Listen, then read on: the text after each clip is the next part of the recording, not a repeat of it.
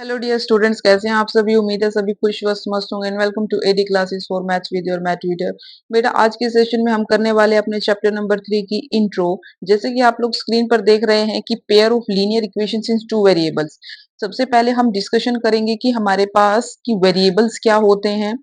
सबसे पहले हम डिस्कस करने वाले हैं कि बेटा हमारे पास वेरिएबल्स क्या होते हैं, इक्वेशंस क्या होती हैं, लीनियर इक्वेशंस क्या होती हैं, and then pair of linear equations क्या होती हैं। एंड देन डिस्कशन करेंगे कि हम एक्चुअली में इस चैप्टर में पढ़ने क्या वाले हैं एंड किस किस तरीके से हम लीनियर इक्वेशंस का सॉल्यूशंस कर सकते हैं, और नंबर ऑफ मेथड्स पढ़ेंगे। चलिए शुरू करते हैं बेटा अपना आज का session with chapter number 3 introduction. I hope so आप सभी स्टूडेंट्स को बहुत अच्छे से समझ में आएगा।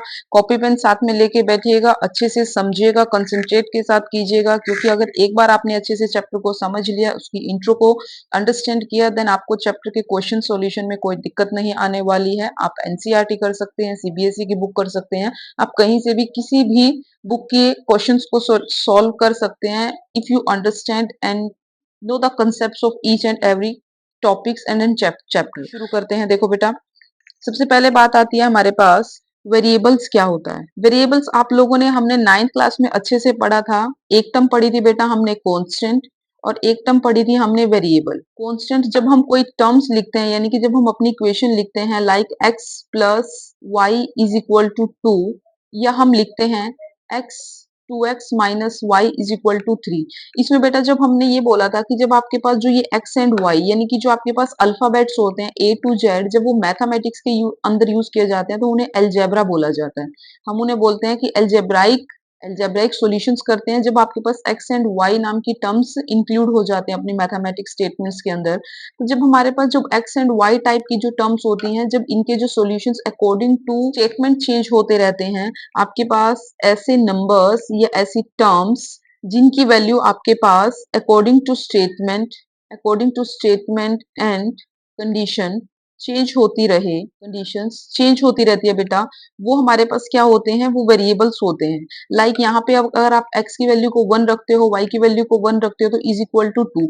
अब आपने मान लीजिए, देखो मैंने क्या लिखा है, x plus y is equal to 2। आपने x को 1 रखा, y को 1 रखा, तो आपके पास क्या आ गया, 1 प्लस 1 इज इक्वल टू 2। आप x को अगर 2 मान लेते हो और y की वैल्यू को -1 मानते हो, तो 2 माइनस 1 इज इक्वल टू 1।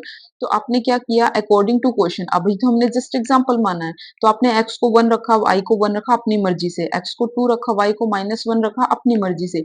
लेकिन जो स्टेटमेंट में 2 है बेटा, वो एक फिक्स्ड रहता है, उसकी वैल्यू चेंज नहीं होती। तो हमने कांस्टेंट किस तरह से पढ़े थे, द टर्म्स हुज वैल्यूज, जिनकी वैल्यूज क्या होती है, चेंज नहीं होती, does not change according to statement और कंडीशन। जब आपके पास क्वेश्चन के अंदर जिनकी वैल्यू फिक्स्ड रहती है, या डज नॉट चेंज की जगह आप ये लिख सकते हो कि फिक्स्ड रहती है, जिनकी वैल्यू बदलती नहीं है, वो आपके पास कांस्टेंट होते हैं, और जिनकी वैल्यू बदल जाती है वो आपके पास वेरिएबल्स होते हैं। वो आपके पास क्या होते हैं बेटा, वेरिएबल्स। अब हमने पढ़ लिया है कि वेरिएबल्स क्या होते हैं, कि जिनकी वैल्यू चेंज होती रहती है, terms whose values changes according to statement और कंडीशन।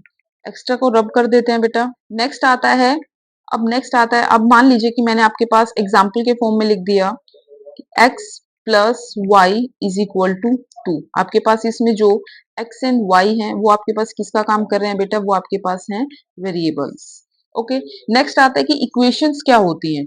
अब हम टर्म पढ़ने वाले हैं कि बेटा इक्वेशंस क्या होती हैं। अब हम देखो, इक्वेशंस इक्वेशंस की एक छोटी सी बात याद रखना। जब भी आप कोई स्टेटमेंट, मान लीजिए मैं ऊपर वाला एग्जांपल ही उठाती हूँ, x प्लस वाई, अगर मैंने ऐसा लिखा तो ये कुछ नहीं है, जस्ट एक ये हमारे पास टर्म्स हैं। लेकिन अगर मैं इसको अगर ऐसे लिखूं, x plus y is equal to 2, in short कहना चाहूंगी कि जिसमें लेफ्ट हैंड साइड और राइट हैंड साइड दोनों इंक्लूड होती हैं। जिस मैथमेटिकल स्टेटमेंट के अंदर आपके पास लेफ्ट हैंड साइड भी देखने को मिलता है और राइट हैंड साइड भी देखने को मिलता है, और उन्हें हम इक्वल के साइन से डिफरेंशिएट करते हैं, यानी कि इनको किससे अलग किया है, इनको किससे डिफरेंशिएट किया है, दोनों को अलग अलग हमने वो किया है इक्वल के साइन से। तो हमारे पास क्या हो जाती है, इक्वेशंस। तो इन शॉर्ट, जिनमें लेफ्ट हैंड साइड एग्जिस्ट करता है और राइट हैंड साइड एग्जिस्ट करता है, और उनको इक्वल के साइन से अलग किया जाता है, वो हमारे पास इक्वेशंस होती हैं। आप number of infinite number of equations मान सकते हैं। अब मैंने मान लो कुछ भी लिख दिया, 3x plus 2y is equal to 9। अब मेरे पास राइट इक्वल का साइन आ गया, तो ये मेरे पास क्या है, लेफ्ट हैंड साइड है, और ये मेरे पास क्या है, राइट हैंड साइड है। तो मैं क्या कहूंगी कि मेरे पास क्या है, इक्वेशन है। अब आपने इक्वेशन पढ़ ली, वेरिएबल्स पढ़ ली, अब बात आती है कि लीनियर इक्वेशंस क्या होती है। लीनियर इक्वेशंस आपने लास्ट क्लास में अच्छे से पढ़ा था, जब हमने पॉलिनोमियल्स चैप्टर पढ़ा था बेटा, तब उसमें लीनियर फॉर्म अच्छे से पढ़ी थी। आपने इस तरह की फॉर्म पढ़ी थी, एक लीनियर पढ़ा था, एक क्वाड्रेटिक पढ़ा था। क्वाड्रेटिक इक्वेशंस होती थी, लीनियर इक्वेशंस होती थी हमारे पास, नेक्स्ट हमारे पास होती थी क्यूबिक इक्वेशंस। तो यहाँ से लीनियर यानी कि जो लीनियरिटी चलता रहता है, यानी कि जिसकी डिग्री 1 होती है, उन्हें हम क्या बोलते थे, लीनियर इक्वेशंस। जैसे मान लो अगर मैं जनरल फॉर्म लिखूं तो ax plus b y is equal to c. Suppose करो मैंने ये लिखा है। अब ये x एंड y तो आप कहेंगे कि मैम ये वेरिएबल है, जिसमें ये जो x है, अब यहाँ पे देखो, अब x की वेरिएबल और ये y जो वेरिएबल है, इनकी हाईएस्ट डिग्री कितनी होती है, 1।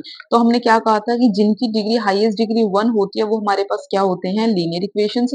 अब सपोज करो मैंने यहाँ पे लिखा ax square plus bx plus c is equal to 0। अब इसमें x की हाईएस्ट डिग्री कितनी है, 2। तो हमारे पास ये इक्वेशन कैसी थी, क्वाड्रेटिक। अगर मैं इसी में लिखूं ax cube plus bx square plus cx plus d is equal to 0, और ये धीरे धीरे आगे नेक्स्ट स्टेप में क्या होती है, रिड्यूस होती चली जाती है। यहाँ पे हाईएस्ट डिग्री कितनी है, 3, then 2, then degree 1 and then degree आगे 0। तो क्यूबिक यानी कि जो हाईएस्ट डिग्री हमारे पास कितनी है बेटा, 3। वेरिएबल की हाईएस्ट जो डिग्री होती है, उसी से उसकी इक्वेशन की फॉर्म पता चलती है कि वो लीनियर में आती है, क्वाड्रेटिक में आती है, या क्यूबिक में आती है।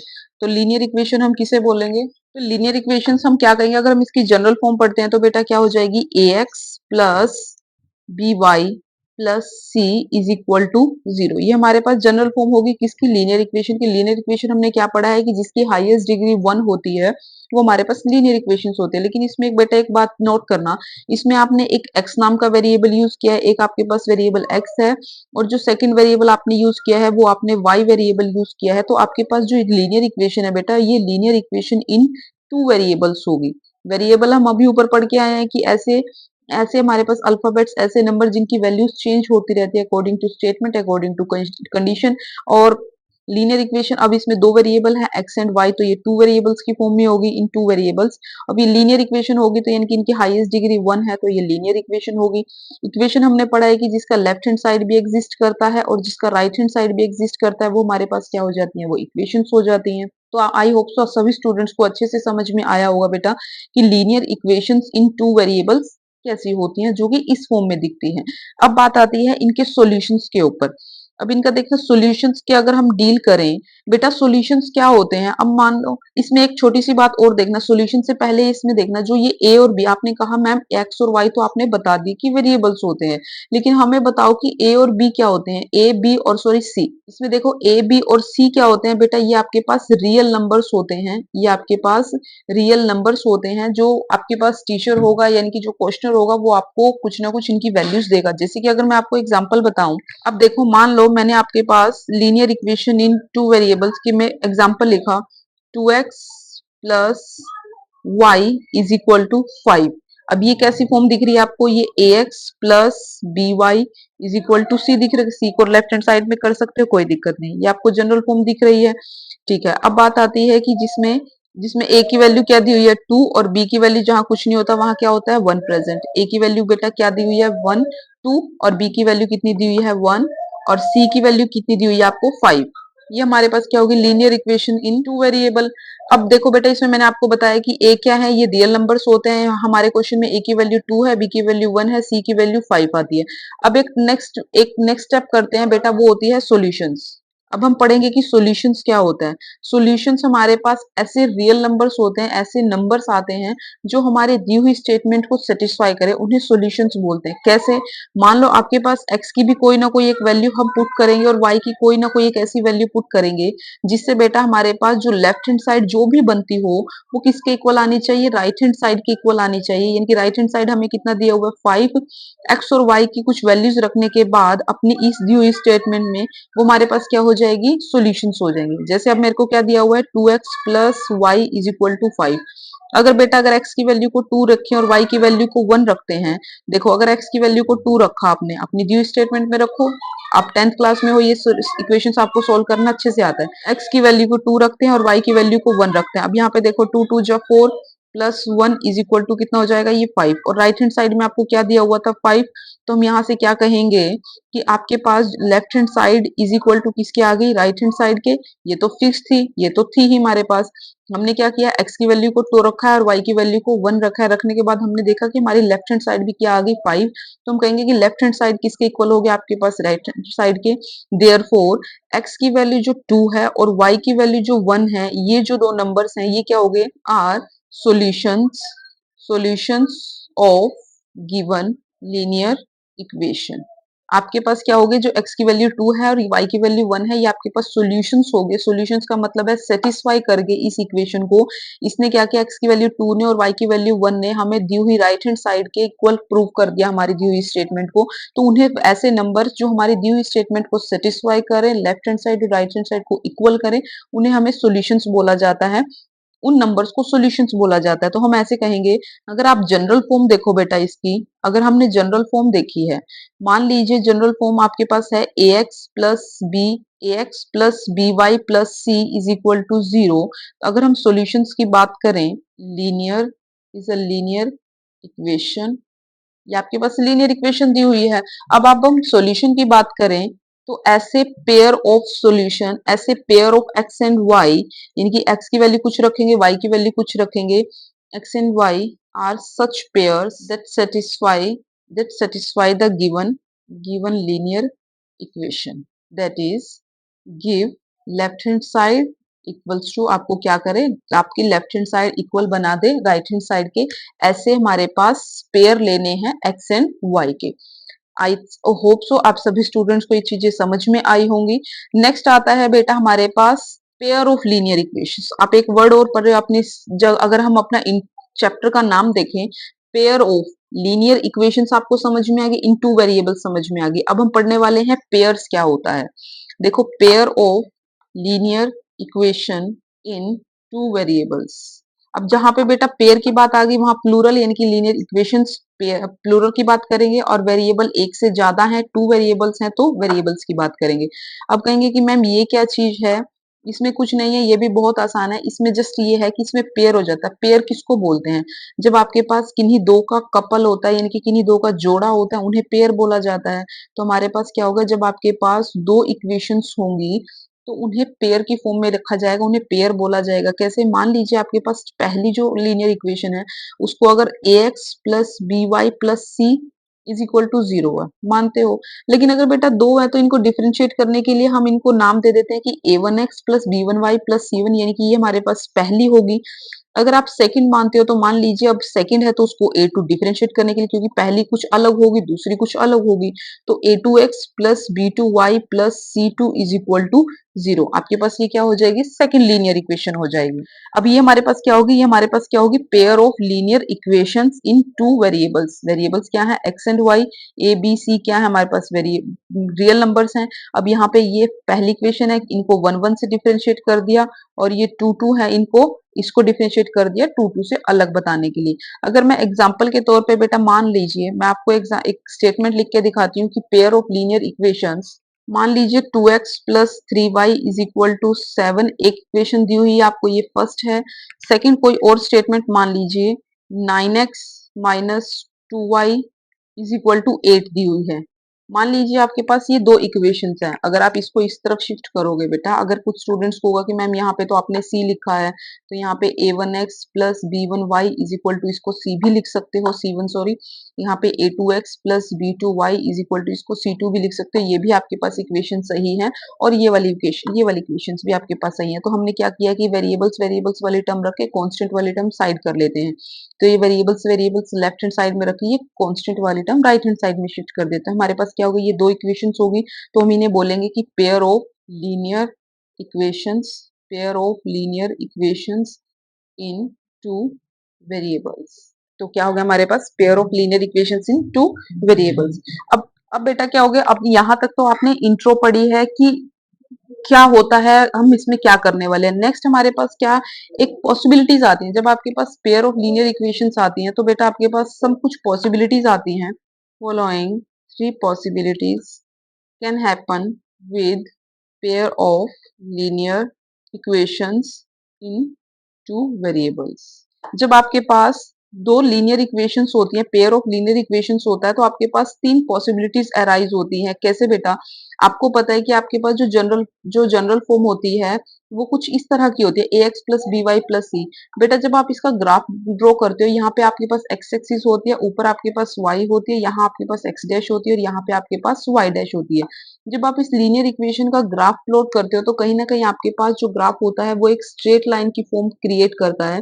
यानी कि जो लीनियर इक्वेशन का ग्राफ होता है वो कैसा होता है बेटा, एक स्ट्रेट लाइन होती है। अब आपने यहाँ तो एक इक्वेशन थी, अगर आप इसी तरह से, अभी हमने कहा कि हम पेयर की बात करें, अगर ये a1 और ये b1 c1 होगी तो सेकंड वाली कैसी होगी, a2x plus b2y plus c2 is equal to, मान लेते हो चलो c2, आपके पास ये सेकंड होगी। मान लीजिए अब तीन पॉसिबिलिटीज आती हैं बेटा, हो सकता है कि ये जो आपके पास ग्राफ होगा, पेन चेंज कर लेते हैं इसके लिए। मान लीजिए आपके पास सेकंड लीनियर इक्वेशन है, ये है आपके पास a2x plus b2y plus c2, और ये वाली चीज जो थी ये थी a1 की। अब इस लीनियर इक्वेशन को कहा कितने पॉइंट पे कट किया है, पहले पॉइंट पे कट किया है। तो हमारे पास तीन कंडीशंस कौन सी होती है, सबसे पहला होता है हमारे पास इंटरसेक्टिंग एट वन, या लिख सकते हो सिंगल पॉइंट। जब आपके पास ये जो दो लाइनें होती है ना बेटा, जो ये हमारे पास लीनियर इक्वेशंस होती हैं, अगर ये दोनों लाइनें आपस में किसी एक ही पॉइंट पर, पर्टिकुलर एक ही पॉइंट पे आपस में कट करो, मान लीजिए ये आपके पास है x1 और y1, बाकी इसके पॉइंट्स अलग आते हैं, इसके पॉइंट्स अलग आते हैं, लेकिन ये दोनों लाइनें आपस में एक दूसरे को कट करते हुए, किसी एक ही पॉइंट पे कट करते हुए क्रॉस हो जाती हैं, तो उसे बोला जाता है इंटरसेक्ट कर रही हैं वो किस पे, एक ही पॉइंट पे, सिंगल पॉइंट पे, या इसको बोल सकते हो यूनिक पे। यूनिक यानी कि उसकी और कोई वैल्यू नहीं है, वो सिर्फ एक ही पॉइंट पे आपस में इंटरसेक्ट करती हैं। इस केस में क्या होता है, intersecting at one point. Second condition आती है बेटा हमारे पास, सेकंड कंडीशन आती है कि जब, हो सकता है अभी इन्होंने सिंगल लाइन पे कट किया है, ठीक है। अब नेक्स्ट ग्राफ हो सकता है कि ये दोनों, मान लो ये एक आपके पास एक लाइन है, मान लीजिए L1 से डिनोट करते हैं, ये आपके पास सेकंड लाइन है। हो सकती है कि वो दोनों लाइनें आपस में कहीं पे भी कट ना करती हो, पैरेलल होती जाती है, ये अपने रास्ते जा रही है, ये अपने रास्ते जा रही है। तो ये भी तो कंडीशन हो सकती है कि पैरेलल लाइंस हो सकती हैं। थर्ड कंडीशन क्या हो सकती है, अब यहाँ पे तो हो गया हमारे पास ये लाइंस कैसी हैं, आपस में पैरेलल लाइंस हैं, और ऊपर वाली जो थी ये कैसी थी, इंटरसेक्टिंग लाइंस थी। अब थर्ड केस क्या हो सकता है, ये आपके पास सेकंड केस है बेटा। थर्ड केस क्या हो सकता है कि मान लीजिए जो पहली लाइन थी, हो सकता है कि सेकंड वाली लाइन भी इसी पे ही लाई कर रही हो, सेकंड वाली लाइन भी आपके पास क्या हो, इसी पे लाई, यानी कि जो सारे पॉइंट्स है वो आपस में इसी पे हो, यानी कि L1 भी इसी पे है और L2 भी इसी पे है। तो इस लाइन को क्या बोलते हैं, कोइंसिडेंट लाइन। कोइंसिडेंट लाइन्स यानी कि इंसिडेंट हो गई, यानी कि आपस में ही मर्ज हो जाती है, आपस में मिल जाती है, पहली लाइन के सारे पॉइंट्स दूसरी लाइन के सारे पॉइंट्स आपस में एक ही लाइन पे दो सारे पॉइंट्स लाई करते हैं, इन्हें कोइंसिडेंट लाइंस बोला जाता है। ये आपके पास थर्ड फॉर्म आती है, यानी कि क्या हो गया हमारे पास statement, coincident lines. Coincident lines पहली क्या होगी, इंटरसेक्टिंग, यानी कि ये हमारे पास फर्स्ट केस हो गया जब एक ही पॉइंट पे कट करती है आपस में। सेकंड हमारे पास पैरेलल लाइंस हो गया, यानी कि ये जब आपस में लाइंस का कोई लेना देना नहीं है, सब पैरेलल है एक दूसरे के, वो अपने रास्ते वो अपने रास्ते। थर्ड आता है कोइंसिडेंट लाइन, यानी कि इनको बहुत मतलब होता है आपस में, यानी कि ये क्या करते हैं, एक ही पॉइंट पे आपस में सारे क्या कर जाते हैं, लाइन कर जाते हैं। तो हमारे पास यही तीन पॉसिबिलिटीज अराइज होती हैं जब पेयर ऑफ लीनियर इक्वेशंस आपस में कॉम्बिनेशंस बनाती हैं, एक दूसरे के साथ रिलेट करती हैं, और जब दो इक्वेशंस हमें दी जाती हैं। तो बेटा अब बात कहेंगे मैम, आपने हमें ये तो बता दिया कि तीन केसेस अराइज हो सकते हैं, इंटरसेक्टिंग के, पैरेलल के और कोइंसिडेंट के। अब इनके सॉल्यूशन भी तो बताओ। जब आप सॉल्यूशंस के बारे में बेटा डिस्कस करोगे, तो सॉल्यूशंस में बात आती है, जब अगर आप फर्स्ट केस को डिस्कस करो, आपके पास यहाँ क्या हो गए, केस फर्स्ट क्या कहता है, अगर इंटरसेक्टिंग लाइंस हुई हमारे पास, यानी कि उसने क्या किया है, एक ही लाइन पे कट कर रहा है, वो एक ही पॉइंट पे कट कर रही है दोनों लाइनें। अगर हमारे पास इंटरसेक्टिंग लाइंस होती हैं और हमारे पास सॉल्यूशन, और हमारे पास इक्वेशंस क्या थी बेटा, a1x plus b1y plus c1 is equal to 0, a2x plus b2y plus c2 is equal to 0। Graph हमारे पास, हमने ऊपर अच्छे से देखा कि एक ही पॉइंट पे कट करता है। तब हमारे पास सॉल्यूशन क्या होगा, सॉल्यूशन होगा कंसिस्टेंट सॉल्यूशन बोलेंगे। और इसे चेक करने का ये ध्यान रखना, यानी कि सॉल्यूशन एग्जिस्ट करेगा, कंसिस्टेंट सॉल्यूशन होगा, यानी कि उसका सॉल्यूशन एग्जिस्ट करता है। और उसको चेक करने का सबसे बेस्ट तरीका क्या होगा बेटा, यहाँ से फर्स्ट यानी कि एक्स वाले एक्स का वेरिएबल उठाओ, a1 एक्स का हमने कोफिशिएंट उठाया a1 बाय a2, इसका डिवीजन नॉट इक्वल्स टू आता है y और y का, यानी कि b1 not divided by b2। आपको इसको अच्छे से ध्यान रखना बेटा, क्या होता है कि जो x का वेरिएबल है a1 और जो x सेकंड इक्वेशन का जो वेरिएबल है, ये इक्वेशन नंबर फर्स्ट है, ये इक्वेशन नंबर सेकंड है। तो यहाँ क्या है, a1 by a2 not equals to b1 by b2। ये हमारे पास क्या हो गया, कंसिस्टेंट सॉल्यूशन होता है। इसे यूनिक सॉल्यूशन भी बोलते हैं बेटा। ये आपके पास यूनिक सॉल्यूशन एग्जिस्ट करता है, इसका एक ही सॉल्यूशन होता है क्योंकि एक ही पॉइंट पे कट करते हैं। और इसकी सबसे बड़ी आइडेंटिटी होती है बेटा, इसके क्या कर सकते हो, identity of lines, intersecting lines की ये आइडेंटिटी है। इंटरसेक्टिंग लाइन लिख लेना यहाँ पे, इंटरसेक्टिंग लाइंस की सबसे बड़ी आइडेंटिटी होती है। मान लीजिए मैंने आपको इक्वेशन दी 2x plus 3y plus 4 is equal to 0। Next आपको मैंने लिख के दिया है 4x plus 9y plus 6 is equal to 0। अब आप कहेंगे कि मैम ये देखो, हम ये फर्स्ट इक्वेशन ये दे रखी है, सेकंड इक्वेशन बेटा देखो ध्यान से, फर्स्ट इक्वेशन आपके पास ये है, सेकंड इक्वेशन ये है। मैंने क्या कहा है, x का कोफिशिएंट और सेकंड वाली x का कोफिशिएंट को डिवाइड कर दो, यानी कि यहाँ पे इसका कोफिशिएंट क्या है 2 और इसका कोफिशिएंट क्या है 4। क्यों, क्योंकि हमने क्या करना था a1 by a2। Intersecting line के लिए आपको क्या चेक करना है, a1 बाय a2 नहीं इक्वल होना चाहिए किसके, b1 बाय b2 के। तो यहाँ से ये a1 है, ये आपके पास a1 है, और ये क्या है आपके पास a2 है, ये एरो लगा दिया। नेक्स्ट आपके पास b2 का काम कौन करेगा, जो y का कोफिशिएंट है। b2 के केस में हमारे पास क्या है 3, और यहाँ पे नेक्स्ट वाला ये b1 है 3 और b2 क्या है आपके पास 9। तो ये देखना अभी, अगर यहाँ पे ये क्या है a2 है, ये क्या है बेटा आपके पास ये b1 है, और ये क्या आपके पास b2 है। एरो लगा देते हैं ताकि आपको कंफ्यूजन ना हो। अब ये देखो, क्या ये इक्वल है, क्या ये अगर मैं इसको कट भी करूं, ये 1 ये 2, तो ये 1/2 हो जाएगा, और इसको कट करूंगी तो ये 1/3 हो जाएगा। क्या 1/2 इक्वल आता है 1/3 के, नहीं आता। अगर ये कंडीशन सेटिस्फाई हो गई, यानी कि a1 by a2 not equals to b1 by b2 है, तो हम आंख बंद करके कहेंगे कि हमारे पास कैसा केस हो गया, ये इंटरसेक्टिंग लाइंस वाला केस हो गया। ये इंटरसेक्टिंग लाइन वाला केस हो गया, और इसका सॉल्यूशन जो है एग्जिस्ट करता है, और वो भी कैसा सॉल्यूशन एग्जिस्ट करता है, single solution, unique solution exist करता है। बस इतना सा चेक करना आपको। सेकंड जो हम केस डील करते हैं, सेकंड केस आता है बेटा हमारे पास पैरेलल लाइंस के लिए। जब आप पैरेलल लाइंस वाला केस देखोगे, इसमें भी हम क्या करते हैं, इसमें हमारे पास क्या होता है कि लाइंस आपस में पैरेलल होती है। ये रहा हमारे पास ग्राफ, इसमें लाइंस पैरेलल होती हैं। तो इसके में ये देखो, ये भी मान लीजिए इक्वेशन है a1x plus b1y plus c1 is equal to 0, a2x plus b2y plus c2 is equal to 0। इसमें आपने क्या करना होता है बेटा, इसमें आपके पास पैरेलल के केस में बेटा a1 by a2 is equal to b1 by b2 not equals to c1 by c2। आपके पास क्या होता है कि पैरेलल, अब यहाँ पे इसमें जो ग्राफ होता है ना बेटा, ध्यान से देखना, इसमें जो आपके पास लाइंस का ग्राफ होता है, ये आपके पास कोई पहली लाइन होती है, मान लीजिए ये आपकी पहली लाइन है, ये L1 है, और ये आपके पास सेकंड लाइन है L2 है। हमने जनरल सी समझ ली कि कोई लाइन L1 दी है और कोई लाइन L2 दी हुई है। अब ये जो लाइंस होते हैं ये आपस में कैसी दी हुई है, पैरेलल लाइंस। इसमें आपने सिर्फ क्या कंपेयर करना है, अब ये पैरेलल लाइंस, इनका आपस में कोई लेना देना नहीं होता। तो ये आपके पास क्या है, a1 बाय a2, इनका डिवीजन देखा आपने a1 बाय a2, वो किसके इक्वल हो जाएगा, b1 बाय b2 के इक्वल आना चाहिए, यानी कि वो b1 बाय b2 के क्या होना चाहिए बेटा, इक्वल होना चाहिए। लेकिन यहाँ तक तो बात होगी सेम है, इक्वल है। लेकिन पैरेलल के केस में एक होता है कि जो c1 और c2 वाले कोफिशिएंट्स होते हैं वो बेटा नॉट इक्वल्स टू आने चाहिए। वो क्या होने चाहिए, नॉट इक्वल्स टू आने चाहिए। जैसे अगर मैं देखो एग्जाम्पल है 2x plus 3y is equal to 4। यहां हमने माना 2x plus 3y is equal to 9, मानते हो। अब आप कहोगे कि मैम यहाँ पे ये देखना, यहाँ पे आपके पास a1 का काम ये कर रहा है, ये a1x हो गया, प्लस ये आपके पास b1y हो गया, ये आपके पास c1 हो गया। यहाँ से ये a2x हो गया, ये आपके पास b2y हो गया, और ये आपके पास क्या हो गया, c2। अब हमें पैरेलल केस चेक करने के लिए क्या कंडीशन चेक करनी होती है, सिर्फ आपको ये चेक करना होता है, ये रख के देखो। अगर आपने यहाँ पे देखा, आपने देखा कि इसको 2/2 रखते हैं हम, इज इक्वल टू यहाँ पे क्या रखा 3/3, ये आपके पास 2/2 हो गया, ये आपके पास a1 बाय a2 वाली कंडीशन होगी। इज इक्वल टू यहाँ पे क्या रखा 3/3 रखा, यानी कि ये 3/3 रख दिया। इज इक्वल टू आप थर्ड आपको क्या रखना होता है, C1 और C2। अब आपके पास C1 का काम कौन कर रहा है, 4, और C2 का काम कौन कर रहा है, 9। अब ये तो आपस में इक्वल है, इसको इससे कैंसिल करोगे ये 1 हो जाएगा, इससे इसको कैंसिल करोगे ये 1 हो जाएगा, ये दोनों तो इक्वल है। क्या 1 इक्वल है 4/9 के, नहीं है, तो हम क्या करेंगे, not equals to, that is आपको इसको लिख सकते हो 1 is equal to 1 not equals to 4/9, that is यानी कि A1 बाय जब A2 किया हमने, वो इक्वल आता है बेटा आपके B1 बाय B2 के, लेकिन वो दोनों नहीं इक्वल आते C1 बाय C2 के। तो अगर ऐसा होता है तो आपके पास कैसा केस हो जाता है, पैरेलल लाइंस का केस हो जाता है।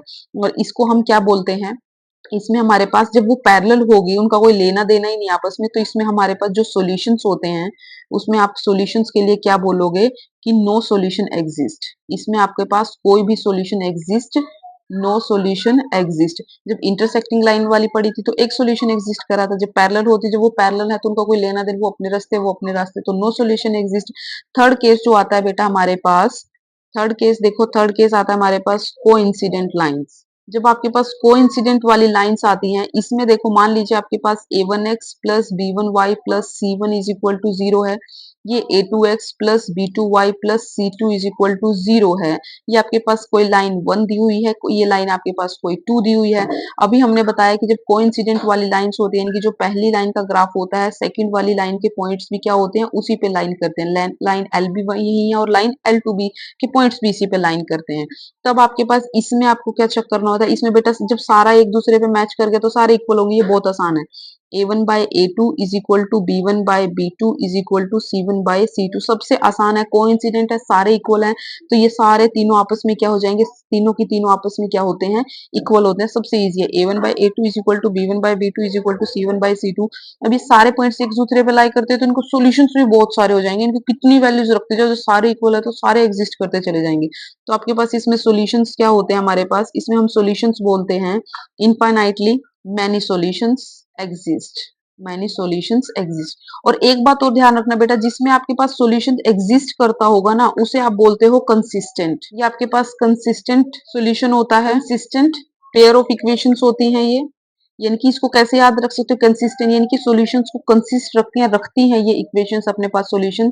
अब सारी एक दूसरे से मैच करके तो वो इनफाइनाइटली मैनी सॉल्यूशन एग्जिस्ट करते हैं, तो वो कंसिस्टेंट पेयर ऑफ इक्वेशंस होती हैं।